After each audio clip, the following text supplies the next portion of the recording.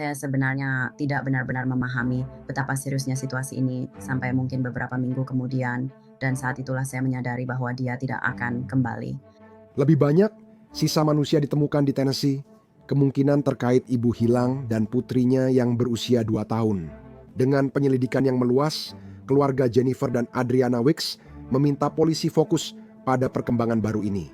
Kami akan berdiskusi dengan sersan polisi pensiunan untuk membahas langkah selanjutnya dalam penyelidikan ini.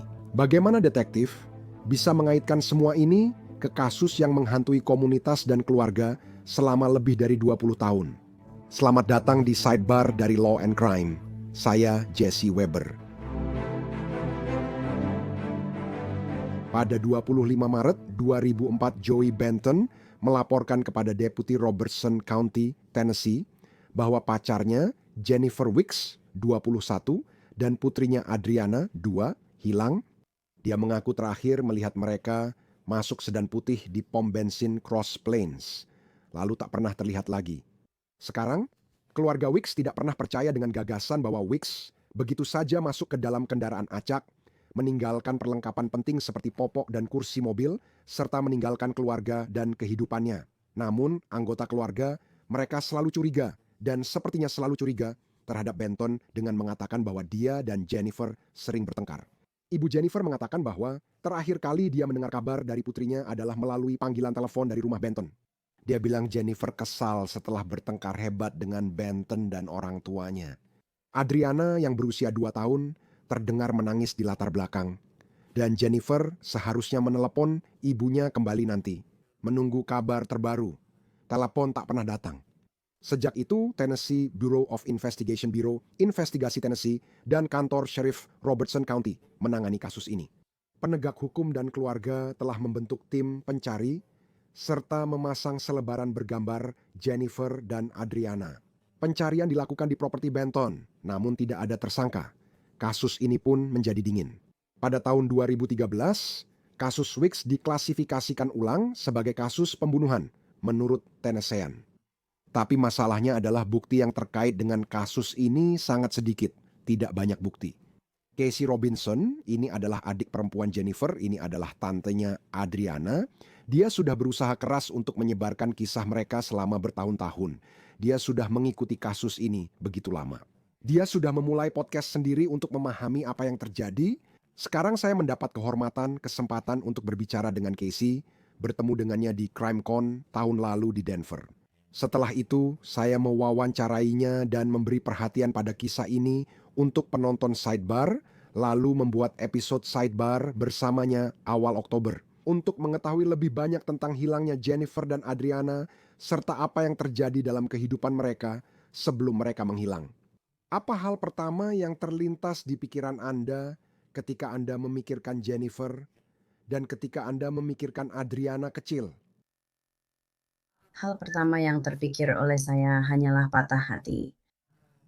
Ada lubang besar yang hilang di keluarga kami, hilang juga dalam diri saya. Jadi sayangnya itu memang pikiran pertama saya. Dan kemudian yang langsung mengikuti setelah itu adalah Jennifer adalah kakak perempuan saya dan saya sangat mengaguminya dalam segala hal. Dia benar-benar anak tahun 90-an dan benar-benar seperti idola saya. Waktu masih kecil kami sangat dekat. Jadi setiap kali aku memikirkan dia, tentu saja semua kenangan indah juga menjadi bagian dari proses itu. Dan Adriana dia baru 2 tahun saat menghilang, jadi waktu kami bersamanya sangat singkat. Tapi sekarang di usia 37, aku hanya memikirkannya saat melihat ke belakang. Aku sering merawatnya saat masih kecil, aku banyak membantu kakakku mengurusnya. Sekarang setiap kali memikirkan Adriana, kalau aku menganggapnya seperti putri, padahal usianya seharusnya sudah 20-an tahun. Jadi dia seperti terkerja dalam waktu sebagai anak berusia 2 tahun bagiku. Tapi maksudku Adriana itu sempurna dalam segala hal, benar-benar, balita kecil yang paling lucu dan seperti malaikat yang pernah ada. Jadi banyak kenangan indah dan aku benar-benar merindukan mereka setiap hari. Dan jiwa sulit untuk bangun tidak melakukan itu setiap hari, merindukan seseorang dan tidak tahu di mana mereka berada. Jadi setiap kali aku memikirkan mereka, rasanya seperti campuran dari semua perasaan itu sekaligus. Casey mengatakan, Joey Benton tampaknya menceritakan kisah berbeda selama beberapa dekade terakhir. Salah satunya, dia mengaku bahwa dia menurunkan mereka di sebuah pom bensin lokal, lalu melihat mereka masuk ke dalam mobil putih. Dan kemudian tampaknya ada cerita lain, di mana dia mengaku melihat Jennifer bersama seorang teman yang tidak dia kenal. Sekarang, Casey mengklaim, kamu tahu, meskipun dia diduga tahu tentang keterlibatannya dengan saudara perempuannya, ada rumor bahwa dia entah bagaimana terlibat di sini. Dia berbicara dengan Benton pada bulan April tahun lalu. Ya, sakit perih dengan Roma untuk pertama kalinya pada bulan April 2024. Jadi ini terjadi setelah peringatan 20 tahun hilangnya para gadis itu. Ada penggerebekan besar di rumah keluarga mereka. Dan kami sempat berpikir mungkin itu ada hubungannya dengan Jennifer dan Adriana, tapi ternyata tidak. Tidak ada beberapa hal sama yang terjadi pada ayahnya seperti senjata ilegal dan sejenisnya. Dan dia menerima lebih dari 40 dakwaan dari penggerebekan di rumah mereka itu. Lalu tak lama setelah itu aku bicara dengan Joey untuk pertama kalinya. Aku bilang padanya, kamu tahu, bisakah kita bicara berdua? Aku hanya ingin lebih mengenal kakakku. Kamu adalah orang terakhir yang dekat dengannya, mungkin lebih mengenalnya dari siapapun saat itu. Bisa bicara, tentu, katanya. Jadi kami berbicara di telepon selama lebih dari 1 jam, dan aku mendapat kesempatan, kamu tahu, untuk menanyakan kepadanya tentang hubungan mereka. Dia bilang mereka saling mencintai, berencana punya bayi lagi, menikah dan benar-benar saling mencintai. Dan aku menanyakan kepadanya, "Kamu tahu tentang hari-hari terakhir sebelum mereka menghilang?" Aku bertanya padanya apakah itu benar, tentang dia yang mengantar mereka ke pom bensin lalu menurunkan di mobil putih. Dan dia bilang, "Ya, semua itu benar." Jadi kami mengakhiri percakapan pertama itu. Dia ramah di telepon dan mengatakan kami bisa bicara lagi. Dia senang bicara kapan saja. Tapi aku pergi setelah percakapan pertama itu membuatku merasa mungkin kita salah paham tentang semua ini. Dia sangat mencintai mereka dan baik padaku. Mungkin kita memang tak pernah memberinya kesempatan bicara. Dan itulah percakapan pertama kami dan itu membuatku merasa seperti itu, seperti mungkin kita melihat orang yang salah. Mungkin dia memang masuk ke mobil sepak bola putih itu dan berkata jujur. Jadi itu adalah percakapan pertama kami, tapi aku berbicara lagi dengannya pada bulan Juli tahun lalu, dan itu adalah percakapan yang benar-benar berbeda. Mereka, keluarganya sedang mengalami banyak hal karena penggerebekan itu, jadi mereka seperti saling menyalahkan satu sama lain, bisa dibilang begitu, bahwa Joey dan anggota keluarganya yang lain telah melaporkan ayahnya karena beberapa materi yang mereka temukan di komputer, seperti senjata ilegal dan hal-hal lainnya. Ayahnya dituduh melakukan eksploitasi seksual anak di bawah umur. Itu salah satu alasan mereka melaporkannya. Jadi karena semua perselisihan dan ketegangan dalam keluarga mereka, Joey memutuskan untuk mengganggu pertemuan yang keluarga saya lakukan dengan jaksa wilayah saat itu. Dan di Majid dan Memas, biar dia siapkan sudah memiliki satu penegak hukum dan makam keluarga saya segalanya. Dan dia memang memberitahu penegak hukum. Dan dia duduk berhadapan langsung dengan ibu saya di kota Springfield, yang merupakan tempat Jennifer dan Adriana menghilang. Springfield dan Cross Plains sering kami gunakan secara bergantian karena mereka tinggal di perbatasan kedua kota itu. Dia bertemu ibu saya langsung, saya ikut lewat telepon speaker. Ini percakapan kedua saya dengannya. Dia mengatakan cerita tentang pom bensin yang mereka sampaikan selama 20 tahun terakhir adalah kebohongan. Jennifer dan Adriana sebenarnya meninggal di rumah mereka pada 25 Maret 2004. Jadi si pasangannya sama kata berbeda dari sini kami lakukan di bulan April. Apakah dia menjelaskan tentang keadaan bagaimana dia meninggal? Ya, ya dia memang menceritakan sebuah versi yang akan saya sebut sebagai versi lain. Mungkin itu hanya kebohongan lain yang sudah direncanakan seperti yang mereka ceritakan selama 20 tahun. Dia bilang setiap kali pulang kerja pada 25 Maret 2004, Jennifer dan Adriana sudah meninggal. Dan dia memang menceritakan kejadian pada Jennifer dan Adriana. Ya, tapi itu bukan cerita yang kami percayai dan itu juga bukan cerita yang bisa dibuktikan atau dikonfirmasi oleh penegak hukum dengan cara apapun. Jadi kami tidak akan mengumumkan informasi itu ke publik saat ini. Apa yang akan terjadi karena kami tidak ingin cerita lain dipercaya jika itu tidak benar. Kami hanya ingin mencari kebenaran, jadi tidak akan membagikan detail atau membantunya.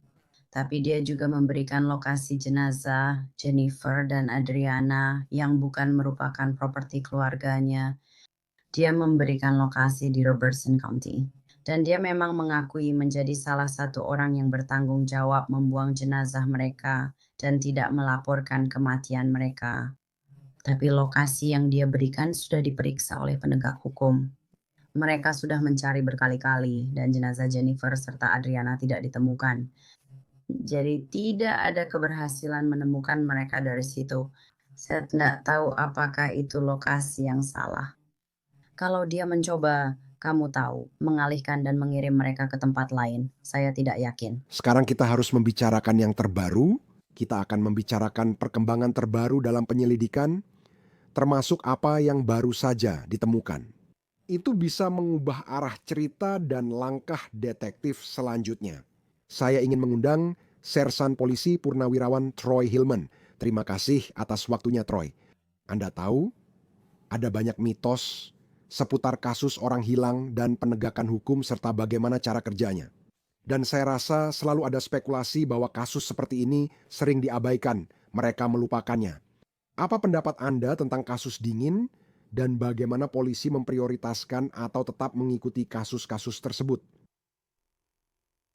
Ya, ada tulisan di belakang saya berbunyi, kasus dingin itu penting. Saya pendukung besar karena sudah 10 tahun bertugas di kasus pembunuhan dingin. Kami bekerja sangat dekat dengan unit orang hilang kasus dingin di departemen kami. Terkadang departemen lain juga digabungkan, tapi ya itu sangat penting. Ya, dan sayangnya, Jai, terkadang ketika kepemimpinan yang berbeda masuk, mereka tidak melihat nilainya, dan mereka mengalihkan sumber daya ya, ke area lain. Lalu Anda melihat pemimpin lain masuk dan berkata bahwa ini penting. Ini adalah orang-orang yang hilang, ini adalah korban pembunuhan. Dan kita benar-benar harus fokus pada hal ini karena ini penting. Bagaimana teknik investigasi telah berubah sejak tahun 2004? Sangat besar, DNA terus berkembang semakin baik dari hari ke hari. Ada MVEC, ada investigasi forensik, genealogi genetik yang berkaitan dengan pencarian DNA. So ada banyak sekali teknik yang digunakan. Dan dari hari ke hari semuanya semakin baik. Tapi kamu juga harus menggunakan kerja polisi lama yang konvensional dan menggabungkannya. Jika tidak ada jasad, apa yang dilakukan polisi untuk melanjutkan penyelidikan? Ya, tentu saja memiliki jasad itu yang paling optimal karena jasad biasanya adalah bagian dari tempat kejadian perkara yang memberitahu kamu tentang sifat kematian, apa yang terjadi.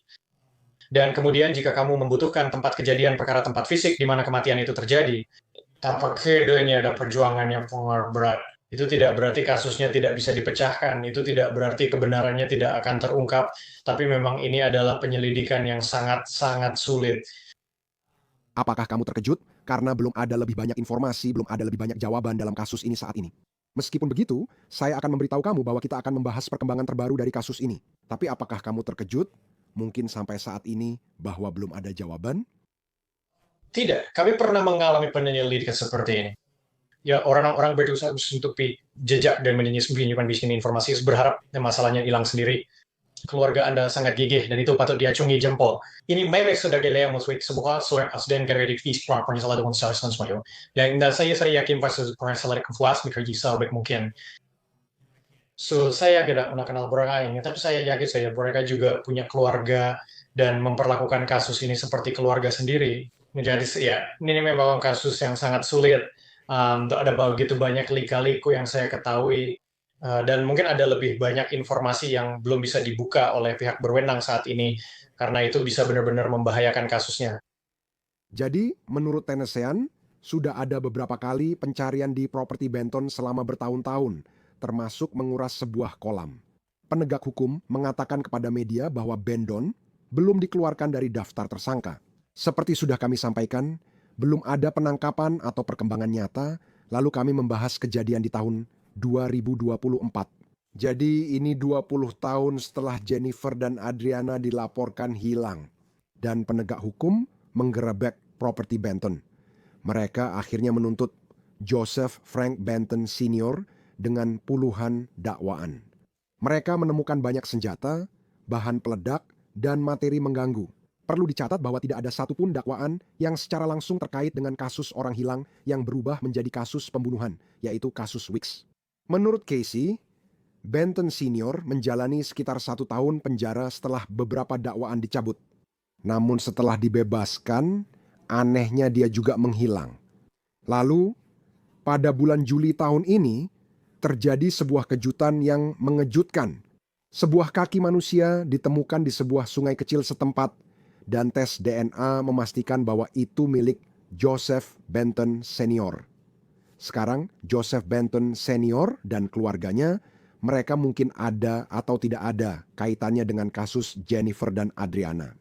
Tapi pertanyaannya Troy, apa arti penemuan kaki itu bagi penyelidikan mereka? Dan kemudian saya akan membahas apa yang baru saja kita pelajari. Saya pikir ada beberapa cara melihatnya. Salah contohnya adalah orang yang berpotensi dari 3 orang yang diyakini mengetahui apa yang terjadi pada Jennifer dan putrinya. Salah satu dari mereka telah meninggal dan tak bisa memberi keterangan. Jadi itu merupakan hal yang buruk bagi penyelidikan dan juga menjadi tantangan lain. Tapi ada cara lain untuk melihatnya. Kamu tidak tahu apa yang terjadi padanya, apakah itu kecelakaan atau ada aktivitas pembunuhan. Sekarang kamu punya 2 orang yang tersisa dan properti itu yang sepertinya menyimpan jawaban menurutku. Jadi itu memang membantu, tapi juga menciptakan lebih banyak misteri dan membuat segalanya jadi sedikit lebih membingungkan. Mari kita bahas hal besar ini, oke? Ini memang besar. Awal bulan ini, jadi ini hanya beberapa hari setelah kita berbicara dengan Casey di sidebar.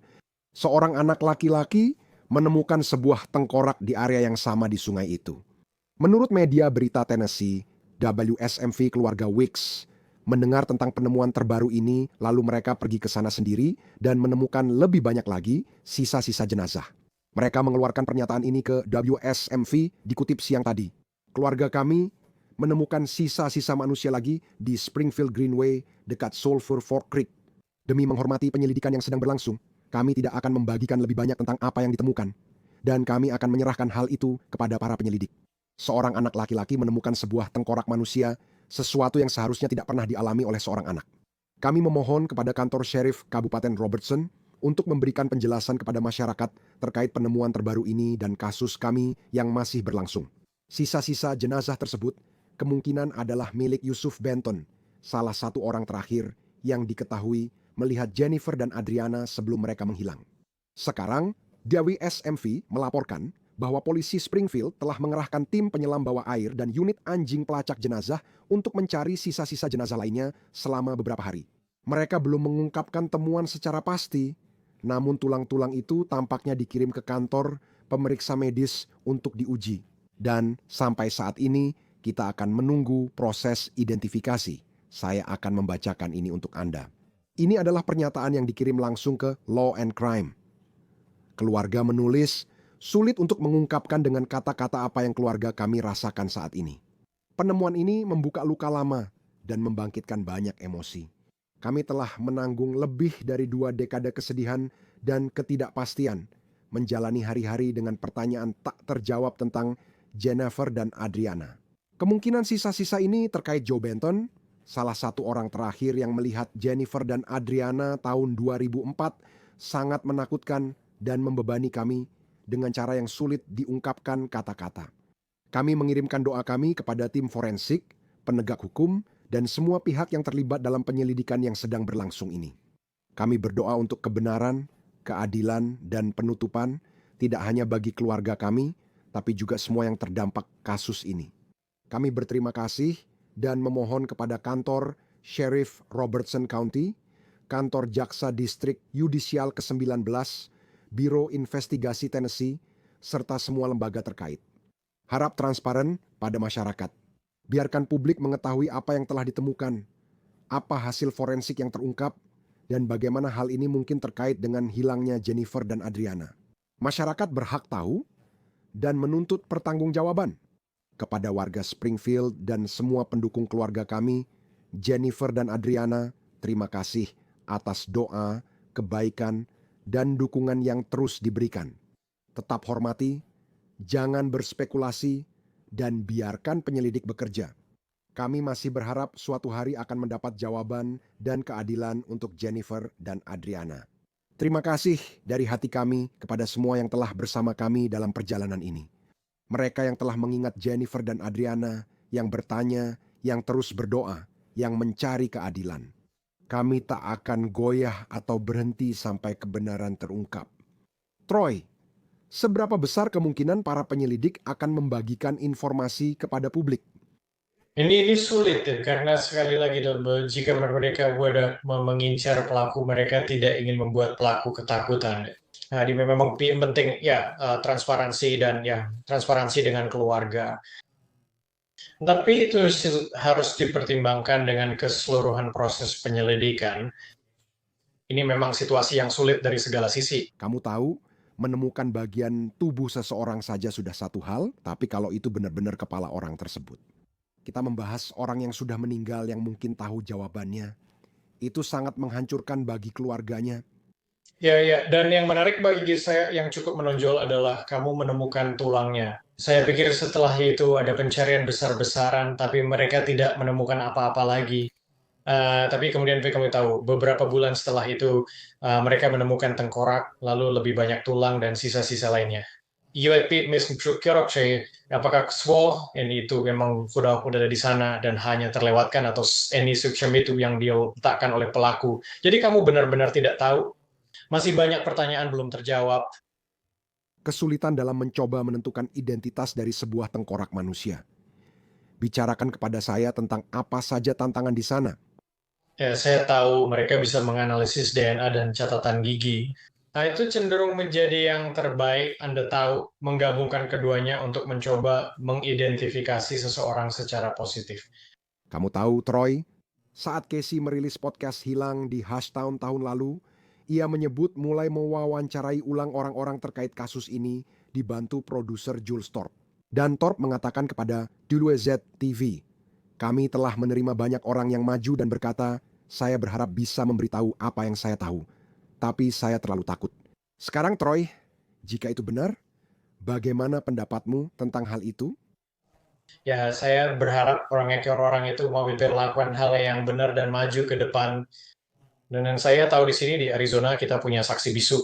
Dan itu benar-benar membantu para penyelidik. Itu solusi saling menguntungkan dan selalu jadi salah satu pilihan. Dan saya pikir kira-kira mungkin punya sesuatu yang serupa atau seperti saluran pengaduan anonim.